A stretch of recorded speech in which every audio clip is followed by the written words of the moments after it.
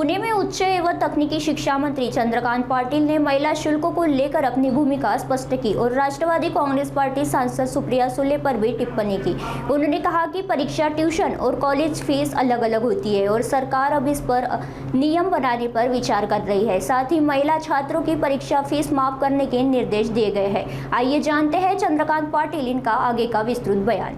ज्या वेळेला आपण हा निर्णय केला की मुलींना आणि मुलांना 50% ट्यूशन फी आणि एक्झाम फी म्हणजे कॉलेजमधल्या दोन महत्त्वाच्या फीजमध्ये आपण 50%च्या ऐवजी मुलींना 100% माफी करू। त्याच वेळेला एक आणखीन अडचण अशी लक्षात आली की त्या ट्यूशन फी आणि एक्झाम फी व्यतिरिक्त एक अदर फी नावाने एक मोठा फीचा भाग असतो आणि मग ती दिली नाही म्हणून मग हॉल तिकीट अडवलं जातं आणि ती कंपॅरेटिव्हली ट्यूशन फी आणि परीक्षा फी थोडी जास्त असते। ती कोण डिझाईन करतं तर प्रामुख्याने आर्ट्स सायन्स कॉमर्स कॉलेजची विद्यापीठ डिझाईन करतं। विद्यापीठामध्ये एव्हरेज 500 कॉलेजेस आहेत, त्यामुळे दरवर्षी इतक्या सगळ्यांची डिझाईन करून देणं होत नाही। मग प्रोफेशनल कॉलेजचं कोण करतं तर शुल्क नियंत्रण समिती करतं, FRA करतं।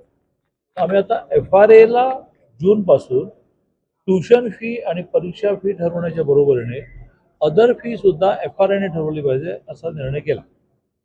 त्यामुळे एक्स्ट्रा फी, जादा फी, कॉलेजमध्ये स्विमिंग टँक आहे त्याची फी, अरे तुम्ही स्विमिंग टँकचा मी फायदा घेत असेल तर मी भरेन ना, सगळ्यांना भरावी लागते। ती वाजवी नसते, अवाजवी असते। आता ती प्रोफेशनल कॉलेजेसपुरती FRA ठरवेल। असंही करता येईल का असा एक प्रयत्न चालला आहे, थोडं बजेटमध्ये कसं बसतं की जर ट्यूशन फी आणि परीक्षा फी आम्ही भरतो तर मी अदर फी आम्ही डिझाईन केलेली सुद्धा आम्ही कॉलेजला रिएम्बर्स करण्याची स्थितीमध्ये आहोत का, याचा थोडा फायनान्शियल बोलून निर्णय करू, पण किमान ती वाजवी ठरावी असा प्रयत्न प्रोफेशनल कॉलेजवरती करतो। विद्यापीठांना कंपल्सरी करतो की तुम्हाला दरवर्षी तुमच्या अंतर्गत येणाऱ्या 500-600 कॉलेजची ट्यूशन फी आणि परीक्षा फी ठरते, अदर फी तुम्हाला ठरवून द्यावी लागेल।